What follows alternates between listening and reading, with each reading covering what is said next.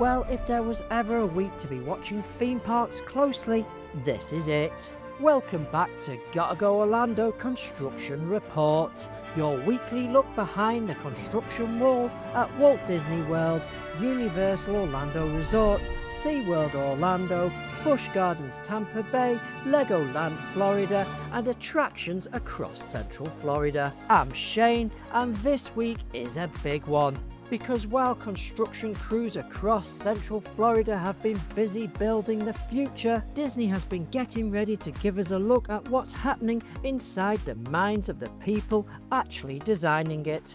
That's right, D23 weekend has been and gone. The ultimate Disney fan event took place on August the 14th through to the 16th, and Disney brought together Walt Disney Imagineering and Disney creative teams together for a look at what's coming to the parks. And with some of the biggest projects we've been following right here, there is a lot we're going to be watching out for. We're talking Piston Peak, Tropical Americas, Monstropolis, Villains Land, also some new projects added into the mix, and potentially some brand new details that could completely change the way we look at these projects. There's plenty to talk about in this episode, so grab your hard hats and let's get started. Our first stop today is over at the Magic Kingdom and Piston Peak National Park. Last week we told you that the Piston Peak was entering a major new phase. The tower crane was going up. Well, this week the story got even bigger, because while crews continue with all the below ground works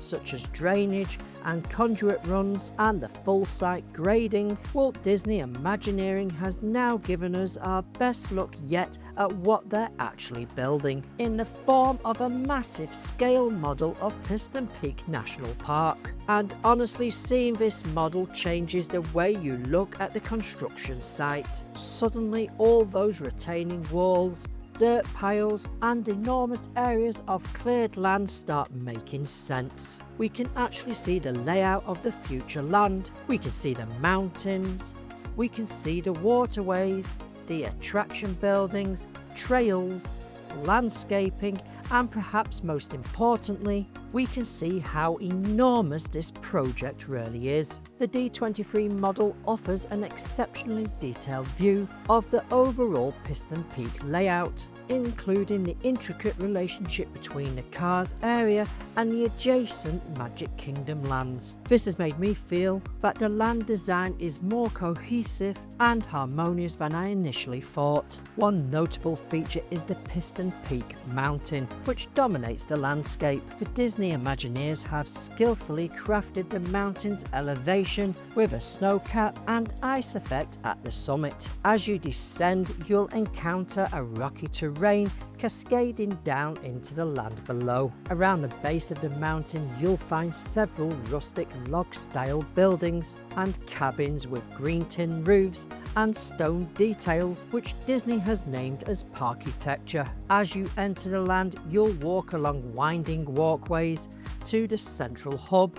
From there, you'll be able to head to the attractions. The entire area is enveloped with thick forest trees that line the walkways and hide the attractions, giving you a glimpse of them every so often. Trees will also act as a barrier between the off-road rally and Frontierland and Liberty Square. There is a smaller peak located near Tiana's Bayou Adventure and the Big Thunder Mountain Railroad. This peak is in a red rock stone styling and also features geysers and waterfall that cascades down underneath the wooden walkway located in front of Tiana's Bayou Adventure and the ride's turning point. So this area will still have the river that connects to Tiana's Bayou. This will seamlessly integrate the new landscape into the existing area of Tiana and Big Thunder. Now onto the first of the two attractions. Back when Disney dropped details back in 2024,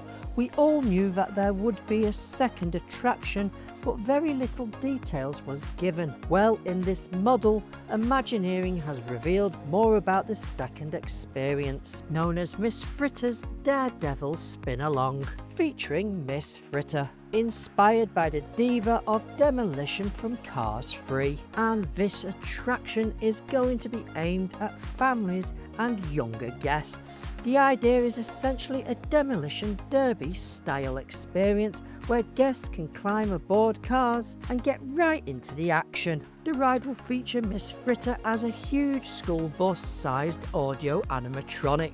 And Disney didn't just stop at this attraction. Imagineering has also revealed new details about the headline attraction, Cars Ridge Run Rally. This off-road rally race now has a much clearer layout, and we're getting a better look at the vehicles that guests will actually ride in. The attraction will debut a completely new ride vehicle designed not to simulate off-roading, but to be off-roading. You will feel every bump, drop and rock because the vehicle's tyres and suspension are truly driving over physical elements and reacting to them. Recent filings suggested that the attraction will be trackless, which has now been confirmed, with the capability of riders choosing different routes throughout the attraction. And when was described, we was told it was going to be the wildest race in the wilderness. To control this, Disney has developed a fleet controller which will manage spacing and prevent collisions. This attraction will have a completely different feel compared to Radiator Springs races at Disney's California Adventure, which uses a slot system and smooth road surfaces. Piston Peak Rally is designed around off-roading terrain, navigation and different elevation changes. An off-road race through a national park with car characters taking guests across the rugged landscape. You will climb up the iconic Piston Peak, and after reaching the summit, racers will embark on a thrilling camelback descent followed by an exhilarating geyser field. The race will conclude with a final sprint to the finish line where Lightning McQueen and Mater are live streaming the event on Racing Sports Network. But here's the part I find most fascinating. We've been talking about Piston Peak as a mountain for months, and now with the model and concept art, we can see that Disney is planning to build a visual centerpiece that you can physically climb. And Disney has even been conducting height tests at the construction site to help establish the scale of the future mountain environment. Now at present, Villains Land is still far away from going vertical. With focus on all the water management, we can now see that drainage piping and conduit is staged all over the site, awaiting to be installed below the ground. And some of that material is most likely being staged for Piston Peak as well. Disney this weekend revealed themed tree maquettes for Villains Land. Now, I know what you're thinking. Shane, they're trees. And yes, they are trees, but this is actually important. For a project that has been surrounded by mystery since the announcement, these small models give us the first real clue about the visual language Disney is developing. Villains Land, and yes, now that is the official name. Big news, right? Which fits with the Magic Kingdom and other named lands like Tomorrowland and Fantasyland. Now this is where things will be changing. Disney Imagineers are using the original classic characters from the Walt Disney Animation Studios and using them as a starting point. But the story of the land is brand new. In many fairy tales, the real journey begins when you stray from the safe path and enter a foreboding forest. In Villains Land, you may find a wishing well that has been ripped apart, and normally a wishing well indicates pure energy. But something dark has happened. Someone made an evil wish here, corrupting the stone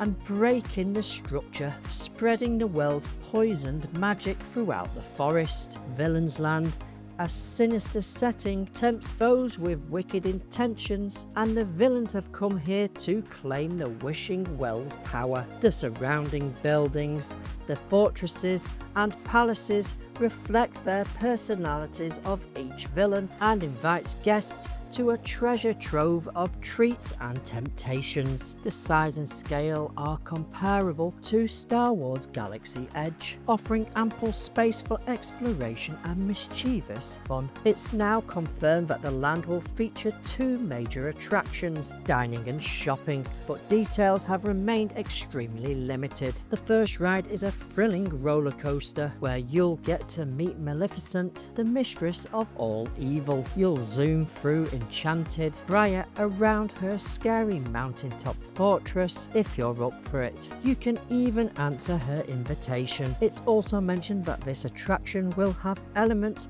they've never attempted before on similar attractions at Disney. The second attraction is a dark ride but not water based, like rumours suggested. It could possibly be something similar to Peter Pan's Neverland Adventure, located in Fantasy Springs at Tokyo Disney Sea, featuring your favourite Disney villains, hosted by the Magic Mirror. You'll find the Magic Mirror in the catacombs beneath the evil Queen's palace. After reaching him, he will magically transport you to his magical mirror realm, where you'll see countless Disney villains conjured in unique ways. Special effects and physical sets will bring his mirror realm and iconic villains to life. Now, at the end of this segment, Cruella de Vil, played by Glenn Close, may have hinted of another attraction based on 101 Dalmatians, one where we could be riding puppies. Yes, you heard right. Could this be a third attraction? We don't know if this is Disney just jesting or if it's something that is in the planning stages.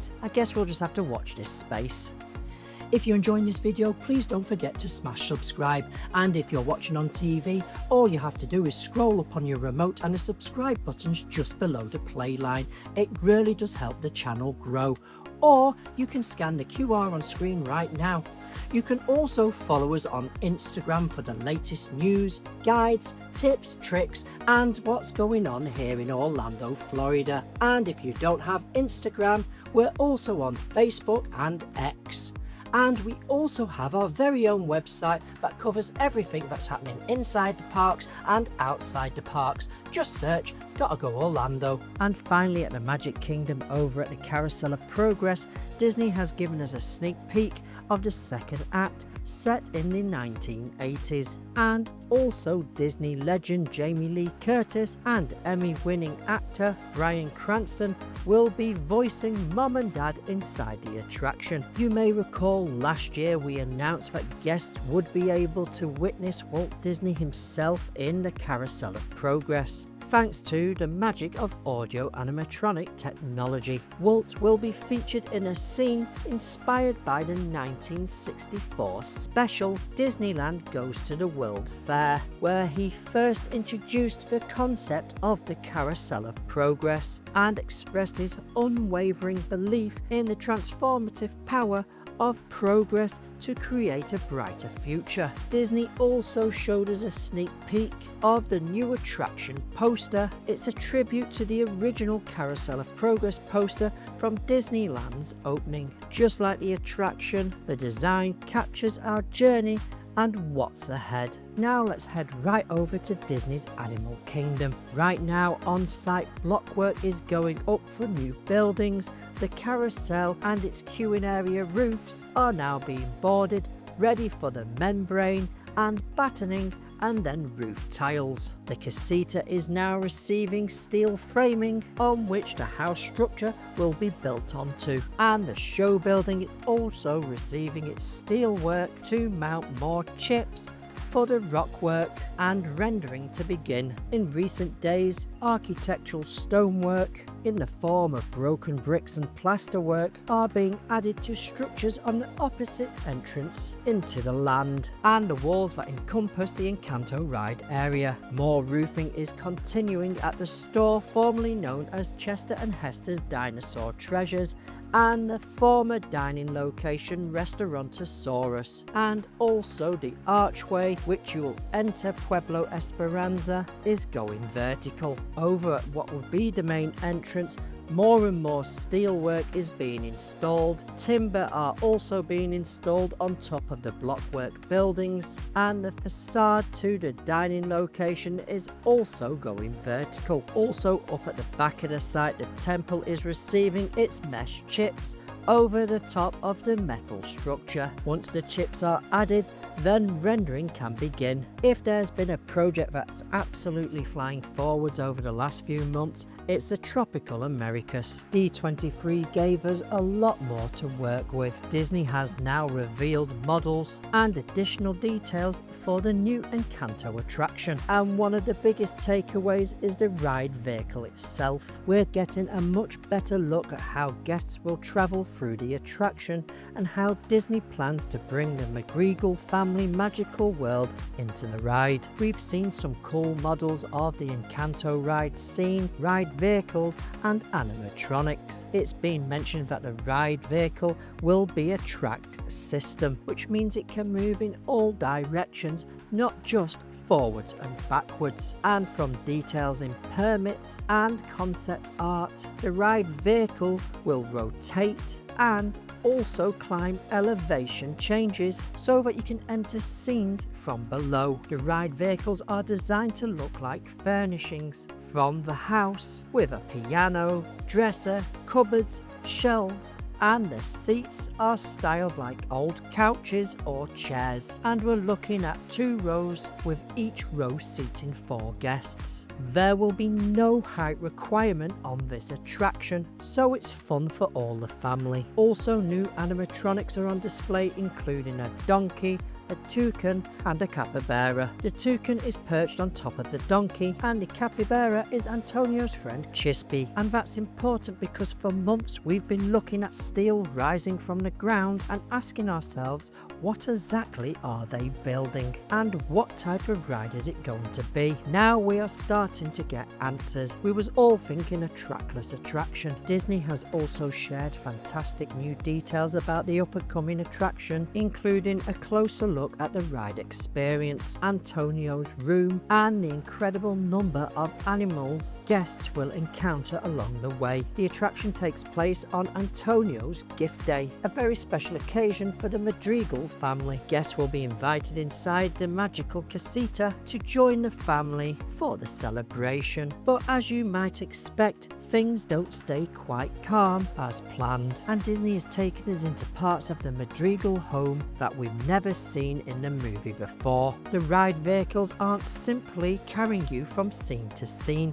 They are designed to feel like they are alive. The furniture will react dramatically to what is happening around you, helping to make the ride vehicles feel like characters within the attraction. Antonio's room isn't exactly how you remember it. The space has been transformed into a spectacular Colombian rainforest filled with plants and wildlife, and there's going to be a lot of animals. Disney says the attraction will feature more than 50 different animals. Disney is also putting a huge amount of research into making sure the attraction accurately represents Colombia. The Imagineering team previously travelled to Colombia to study the region's colours, materials, architecture, climate, terrain and culture. And now we've learned that Walt Disney Imagineering is working directly with Disney's animals, science and environmental team to ensure that every animal featured in the attraction is accurately represented. And the voice actors from the movie will be used to voice characters inside the attraction.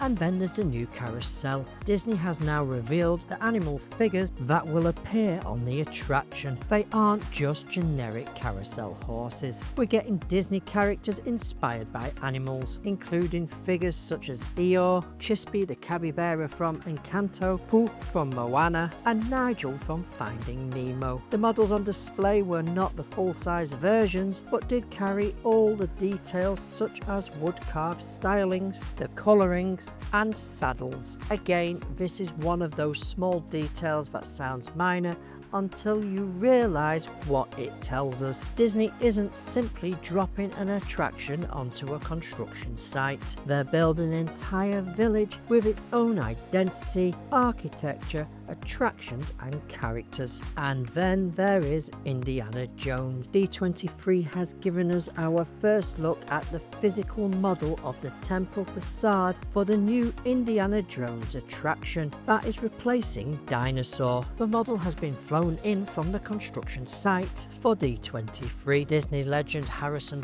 Ford made a surprising appearance during the Disney Experiences showcase, revealing that he was actually being used as the model for the attraction's new audio animatronic Indiana Jones. That means this will be the first Disney attraction anywhere in the world to feature Harrison Ford as the face of Indiana Jones, and the Imagineers even showed off the digital model being used to bring Indy to life. Disney has officially announced the name of the new attraction, Indiana Jones and the Myth of the Jade Serpent, and the storyline sounds like classic Indiana Jones with a very Animal Kingdom twist. Guests will join Dr. Jones as he explores an ancient Mayan temple built around a mysterious underground cenote, a once water-filled cave believed to be connected to the Mayan underworld. But there is a problem. A legendary serpent creature known as the Sakan is said to protect the passage, and naturally Indy has to investigate. Guests will be pulled through a portal into the Mayan underworld, where the adventure becomes a fight for survival. Expect monstrous bats, giant scorpions,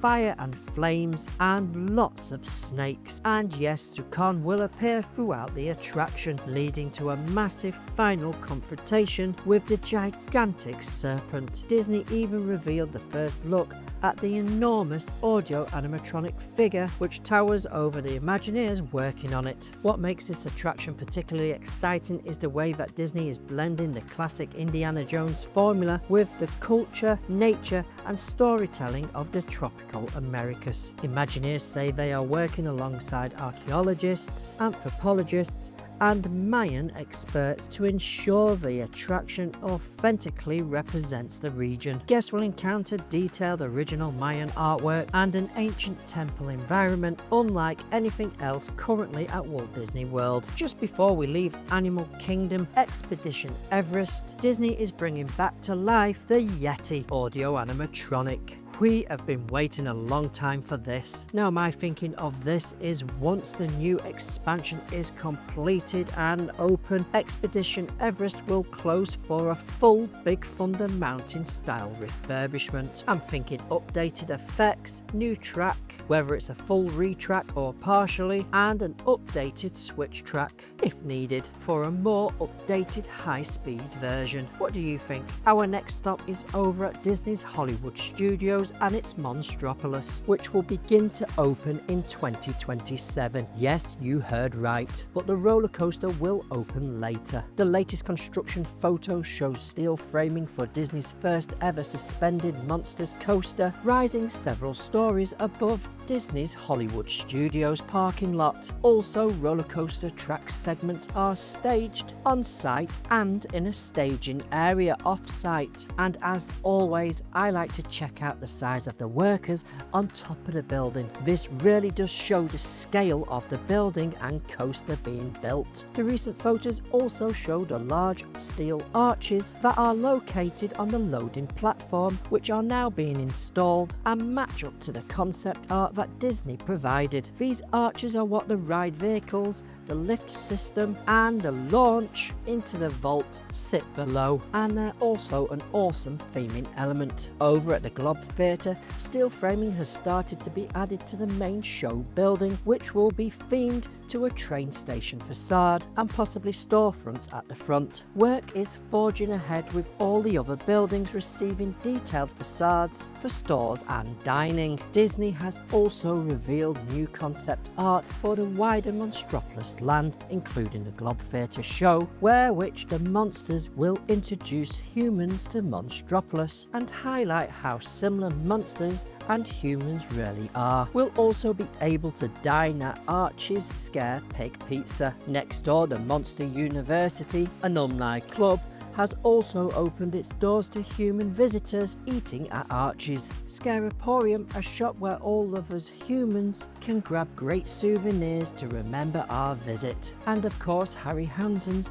restaurant, the dining location we all have been waiting for, the location of one of Mike and Celia's most unforgettable dates, with a new menu to lay your eyes on, whether you have 1, 2 or 10. We also got a sneak peek of the famous sushi chef animatronic, where you can watch his many tentacles whip up delicious looking monster worthy creations. But don't worry, there's more than just sushi on the menu. In fact, it'll be a menu unlike anything else at Walt Disney World. Also at Hollywood Studios, we have had a sneak peek of Olaf, who will be installed at the Magic of Disney Animation, opening on September the 14th at Disney's Hollywood Studios. He looks to be a fixed audio animatronic that will swivel in his chair to face the drawing desk and guests as he shows you how to draw, and his arms, face and feet will move. Over at Epcot, it was announced that Spaceship Earth will finally be getting its upgrade and reimagined, bringing the attraction into the internet age and beyond. But while Disney fans were busy watching D23, another project that we need to start watching out for and adding in our weekly updates is over at Busch Gardens, Tampa Bay. Kumba is now walled off,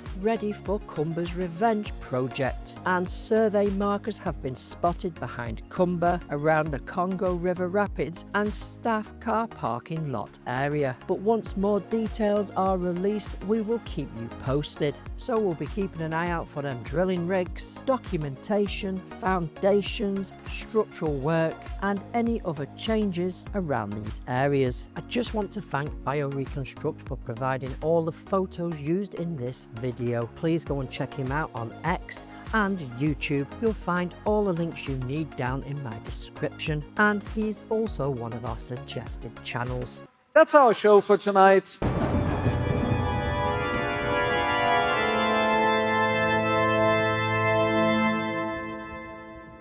Halt, unbeliever. You made me a promise.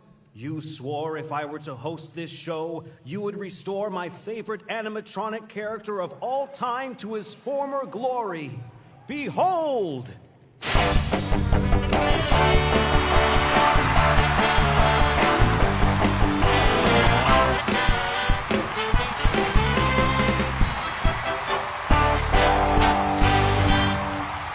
Yes, we are taking a new journey into imagination at Epcot with Figment and Dreamfinder.